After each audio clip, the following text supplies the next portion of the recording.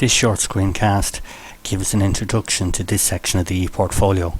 This section is on the module Research Methods, and it was delivered by Roisin and Marion.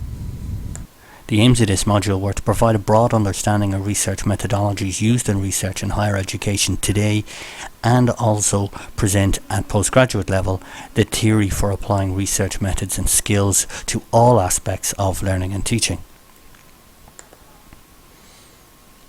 The assessment was really split into two particular sections, and I encountered a variety of technologies through this module. And as with before, there's a blog post associated with each one of the technologies that I have encountered. For example, the discussion forums and Blackboard came into their own within this module, and this was a direct result of the learning activities assigned by the lectures. Google Search, in particular Google Scholar, was used as part of this module, but most of the academic searching was completed using DIT's library catalogues. EndNote Web became an invaluable tool for this module. I also found myself using the blogging platform WordPress to keep track of the various articles and books where I was tagging, and that functionality became very useful. And finally, the first one that I have in there is Microsoft Word, a standard module, a standard technology. But I really learned some very useful features for writing up thesis and writing up papers, where you can actually put in the referencing with the built-in referencing functionality of Microsoft Word.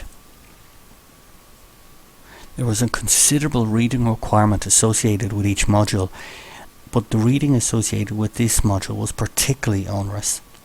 In addition to the volume of reading required, I struggled with the language in some of the journals. Being a scientist by trade, for my sins, I found the transition required for this module quite tough. The flowery language alone forced me to read some of the articles or paragraphs twice or three times just to extract meaning from them.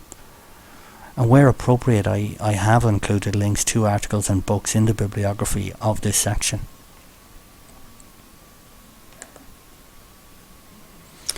My personal reflections on the module: by far and above, I found this the most difficult module, and that's with absolutely no disrespect meant to either Roisin or Marion.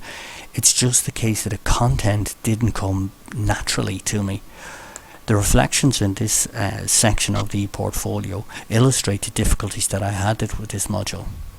However, with that said, I found the module very beneficial, and my confidence in conversing with fellow researchers increased tenfold, and it also gave me the confidence to present at conferences and to be able to converse with academics who I had, I suppose, put up on a pedestal before I had sat this module, and now I was conversing with them on their level, and this was solely due to the research that I'd conducted in this particular module.